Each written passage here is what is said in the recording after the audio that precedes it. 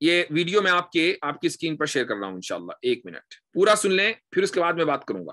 الکووید وما ادراک ما الکووید انه لویروس مبین بل عجبوا ان جاءهم من الصین البعید فقال الناس إن هو إلا داء عتيد بل هو الموت الأكيد لا فرق اليوم بين الملك والعبيد فاعتصموا يا معشر الإنس بالعلم الرشيد واتركوا أديان التقاليد ألا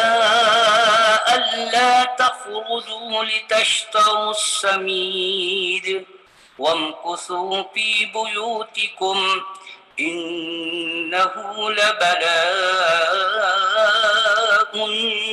شديد انتشار مديد اغسلوا أيديكم بالصابون الجديد لتنجو من هذا المرض العميد لقد صدق العلم المجيد بقوله السديد ورشده الحميد۔ تو جناب والا یہ اس کی ہے سورۃ الکووید۔ ابھی ایک صاحب نے کامنٹ لکھا اور واقعی صحیح لکھا کہ اس کے حق میں ہدایت کی دعا ہی کرنی چاہیے۔ آواز بھی اللہ تعالیٰ نے اس کو اچھی دی ہے، پڑھنے کا انداز بھی جو کچھ بھی پڑھ رہا ہے اچھے انداز سے پڑھ رہا ہے، تجوید بھی اس کو آتی ہے، تو اس کے حق میں دعا کی جانی چاہیے۔ تو یہ بات ہے کہ افسوس ہوتا ہے ایسے لوگوں کو دیکھ کر کہ جو تھوڑی بہت صلاحیت رکھتے ہیں اور بآسانی عربی زبان سے استفادہ کر سکتے ہیں، تفسیروں سے استفادہ کر سکتے ہیں، لیکن دنیا کی محبت کی خاطر، چند ٹکوں کی خاطر کہاں سے کہاں پہنچ جاتے ہیں۔ خیر، یہ جو اس نے عجوبہ پیش کیا ہے نا، اس کے بارے میں بات کرتے ہیں۔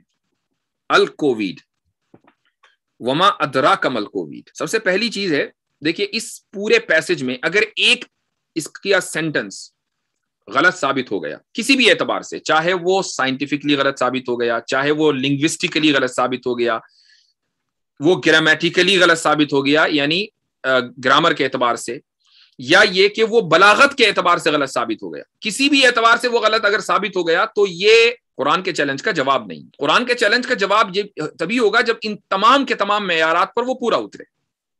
ایک جگہ بھی اگر ہم نے ثابت کر دیا، اور ہم اس کی ایک ایک آیت کو کرتے ہیں، 3-4 آیتوں کو دیکھ لیتے ہیں۔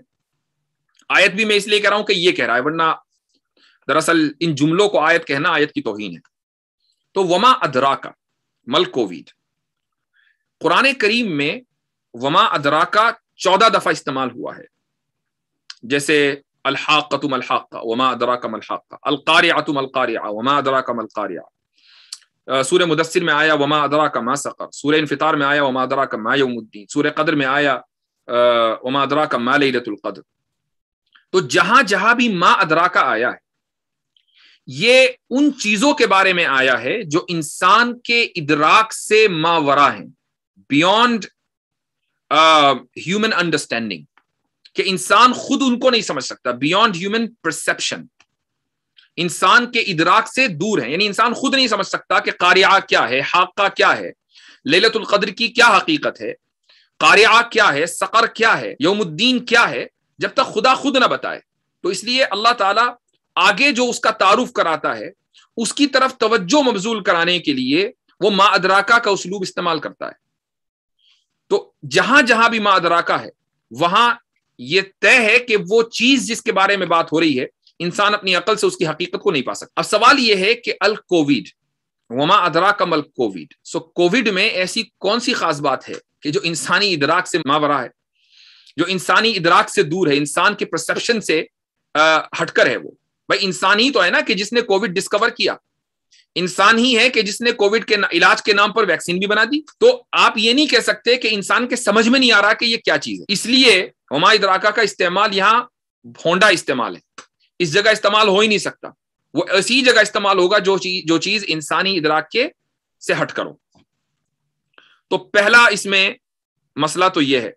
یہ بالکل ایسا ہی ہے کہ مسیلمہ کذاب نے ایک صورت بنائی تھی، الفیل ملفیل وما ادراک ملفیل لہو ذنب وبیل وخرطوم طویل،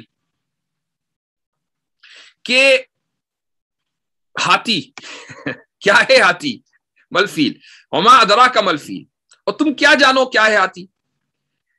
اس کی بڑی سخت دم ہوتی ہے اور سونڈ بڑی لمبی ہوتی ہے. تو لوگوں نے جب اس کلام کو سنا تو اس کا مذاق بنایا، چونکہ یہ چیز کوئی انسانی ادراک سے ہٹ کر نہیں ہے کہ بھئی ہاتھی کی سونڈ لمبی ہوتی ہے، دم بڑی سخت ہوتی ہے.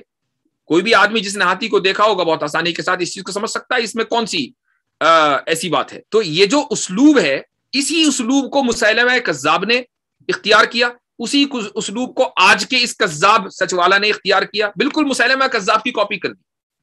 اس نے کہا تھا الفیل وما ادراک ملفیل، اس نے کہا الکووڈ وما ادراک ملکووڈ، دونوں نے ایک ہی غلطی کی. اچھا، دوسری بات اس نے آگے بولا، اگلا جو اس کا سینٹنس ہے، انہو لویروس المبید. اب کوئی یہ کہہ سکتا ہے کہ بھئی ویروس استعمال نہیں ہوتا، فیروس استعمال ہوتا ہے، لیکن چلو ٹھیک ہے، ایک عربائزڈ ورڈ ہے. ان تاکید کے لیے آتا ہے، انڈیڈ کے معنی میں بے شک. پھر لا ویروس، لام جو ہے وہ مزید ایمفسائز کے لیے، مزید تاکید کے لیے، یعنی یقیناً در حقیقت واقعہ یہ ہے کہ یہ یقینی طور پر ہلاک کرنے والا وائرس ہے. سائنٹیفکلی یہ چیز غلط ہے، حقیقت کے یہ خلاف ہے. دنیا کا ہر بندہ جانتا ہے آج کہ کووڈ یقینی طور پر ہلاک کرنے والا وائرس نہیں ہے. یعنی زیادہ سے زیادہ جو ہلاکت کا، مرنے کا جو ریشیو تھا جب کووڈ اپنے پیک پر تھا دنیا میں، تو 15% تھا، کہیں چلا گیا ہوگا 16-17%. ایسا نہیں ہوا کہ 100% لوگ مر رہے تھے، جس کو کووڈ ہو رہا تھا وہ سارے مر رہے تھے، ایسا نہیں ہوا. تو یقیناً یہ ہلاک کرنے والا وائرس ہے، یہ واقعیت، یعنی یہ سائنس کے بھی خلاف ہے، اور جو صورتحال ہے، جو حقیقت واقعہ ہے، جو فیکٹ آف دا میٹر ہے، یہ اس کے بھی خلاف ہے. تو یہ خدا کا کلام کیسے ہو سکتا ہے، یا اس کے چیلنج کا جواب کیسے ہو سکتا ہے؟ آگے کہتا ہے بل عجبوا ان جاءہم، یہ ہے سورہ قاف کی نقل، بل عجبوا ان جاءہم منذر منہم فقال الکافرون ھذا شیء عجیب. قاف والقرآن المجید، بل عجبوا ان جاءہم منذر منہم فقال الکافرون ھذا شیء عجیب. یہاں پر میں سورہ قاف میں آپ کو لے کر چلتا ہوں. اللہ تعالیٰ فرماتا ہے قاف، عظیم قرآن کی قسم، بل عجبوا ان جاءہم، بلکہ ان لوگوں کو تعجب ہے کہ ان کے پاس ایک ڈرانے والا آیا جو انہی میں کا ہے. فقال الکافرون ھذا شیء عجیب، تو کافروں نے کہا کہ یہ تو بڑی عجیب بات ہے، یہ تو بڑی عجیب چیز ہے. اب آپ یہاں پر یہ دیکھیں کہ اللہ تعالیٰ نے بل کا استعمال کیا ہے. یہ بل کا استعمال کہاں ہوتا ہے؟ یہ ہے بلاغت، اس کو سمجھ لیجئے. بل کا جو استعمال ہوتا ہے وہ تدارک کے لیے ہوتا ہے. تدارک یعنی کوئی چیز غلط سمجھی کسی نے اپنی جہالت کی وجہ سے، کم فہمی کی وجہ سے، تو اس کا تدارک کرنے کے لیے بل کا استعمال ہوتا ہے. تو اللہ نے کہا کہ عظیم قرآن کی قسم، اور آگے پھر یہ آ رہا ہے کہ کچھ لوگوں نے قرآن کا انکار کیا، بہت سے لوگوں نے قرآن کا انکار کیا. تو کسی کے ذہن میں یہ بات آ سکتی ہے کہ قرآن کا جو انکار ہے وہ شاید اس لیے ہوگا کہ قرآن میں کوئی عظمت نہیں.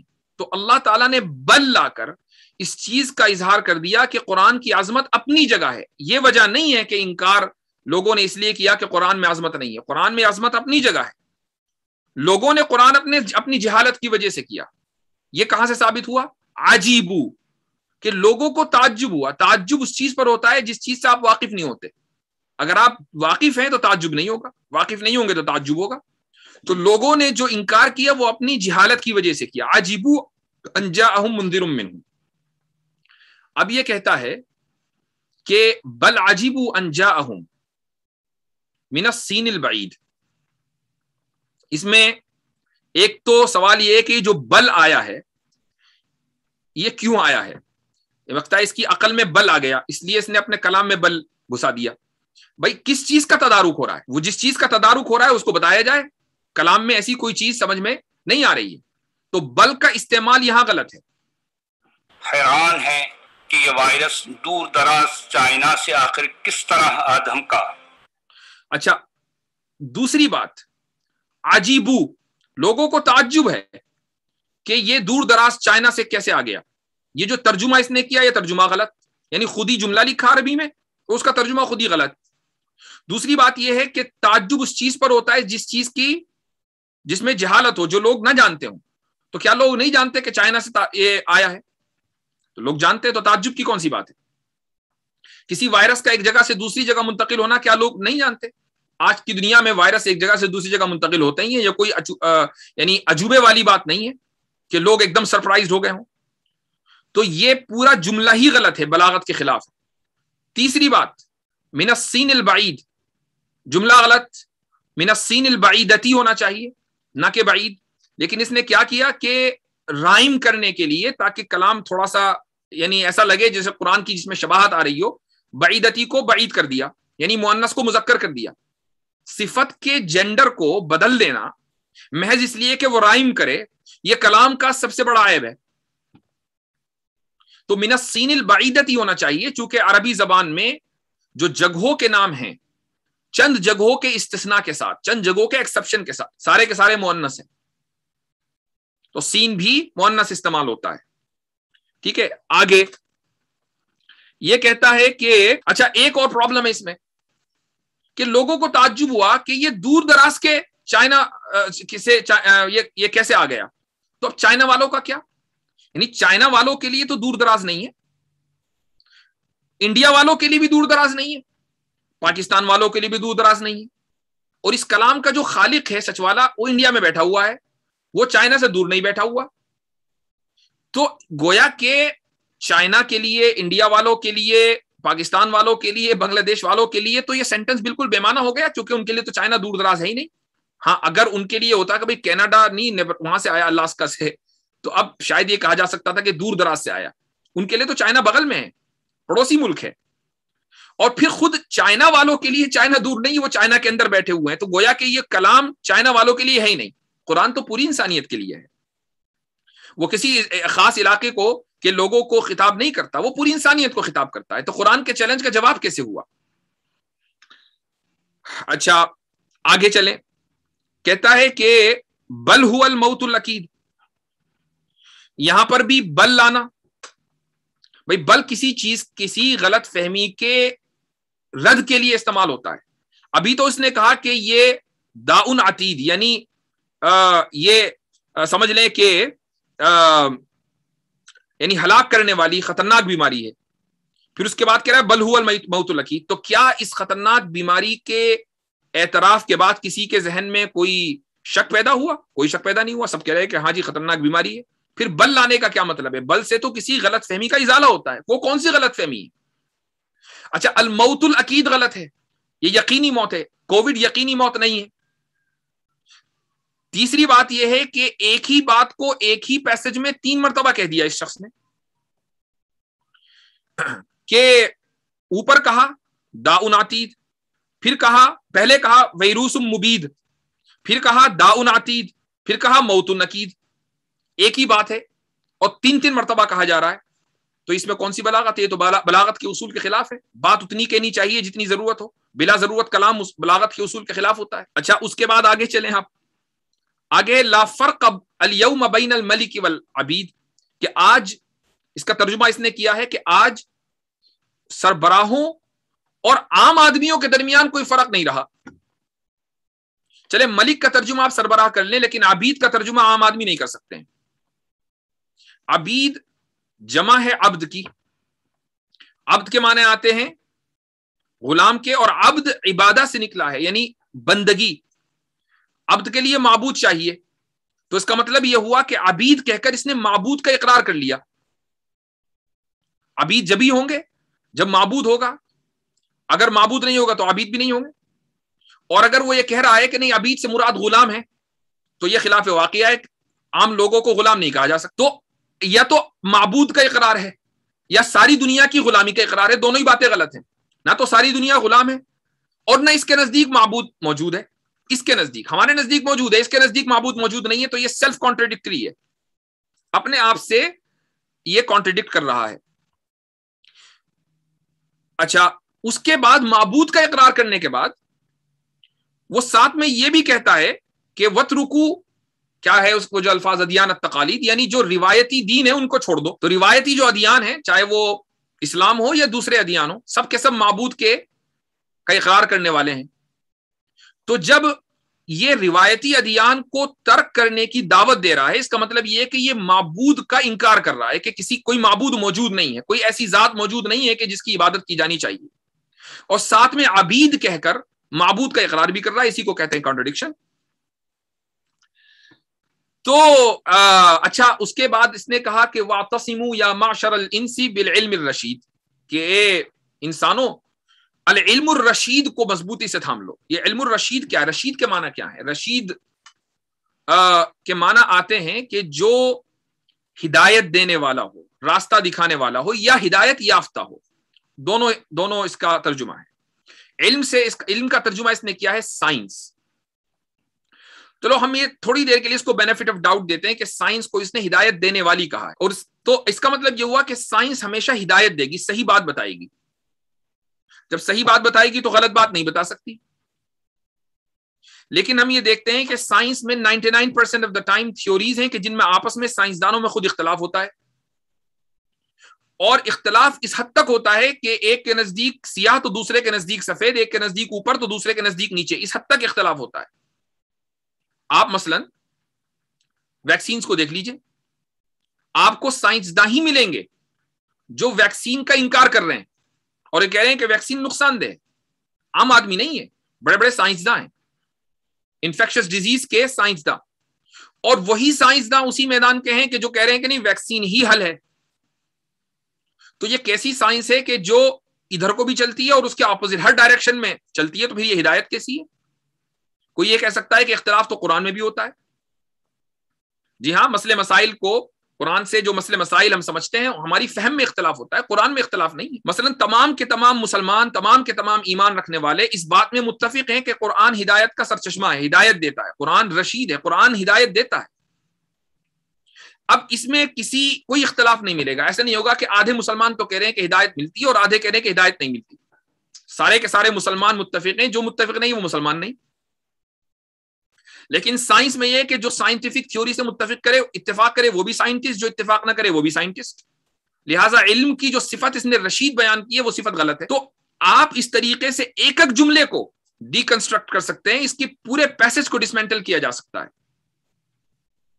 اب اس سے متاثر وہ ہوگا کہ جو عربی زبان نہیں سمجھتا، نہیں جانتا، وہ عربی زبان کا یعنی وہ سبجیکٹ اور پریڈیکیٹ مبتدا خبر نہیں جانتا، وہ تو ہو سکتا ہے متاثر ہو جائے. لیکن ایک آدمی جو بنیادی معلومات رکھتا ہے وہ اس سے متاثر نہیں ہو سکتا. اور اس طرح کے چیلنجز تو ہر ایرے غیر نتھو خیرے نے بتھیرے کیے ہیں. چیلنج کا جواب دینا ہے تو قرآن جیسا کم سے کم اس کے قریب تو لے کر آؤ. محض تجوید سے پڑھ دینا یہ قرآن کے چیلنج کا جواب نہیں ہے. قرآن کے چیلنج کا جواب اس وقت ہوگا جبکہ آپ کا بنایا ہوا کلام بلاغت میں اپنی انتہا پر ہو، وہ فصاحت میں اپنی انتہا پر ہو، وہ حقیقت کے مطابق ہو، وہ سچائی کے مطابق ہو، اور اسی طریقے سے اس میں کوئی نحوی، صرفی، کوئی گرامر کی کوئی غلطی نہ ہو. اور بھی بہت سی صفات ہیں، یہ تو میں نے چند چیزیں ذکر کر دی ہیں. تو جب آپ کا کلام ایسا ہوگا تو یہ کہا جا سکے گا کہ ہاں بھائی یہ قرآن کی آپ نے تھوڑی سی اس کے آپ قریب چلے گئے.